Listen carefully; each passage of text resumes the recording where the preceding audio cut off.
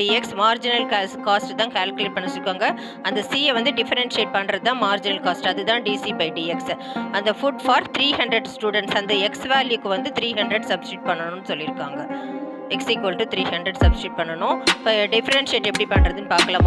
Marginal cost வந்து DC by DX, அதாவது differentiating cost with respect to x 0.005 x கியூபை differentiate பண்ணால் 3x square minus 0.02 x square differentiate பண்ணால் 2x plus 30 into எக்ஸை differentiate பண்ணால் 1. இப்போ இங்கே எக்ஸ் இருக்கிற இடத்துலலாம் 300 சப்ஸ்டியூட் பண்ணணும். 0.005 3 இன்ட்டு 300 ஸ்கொயர், இதை வந்து ஸ்கொயர் பண்ண சொல்லியிருக்காங்க.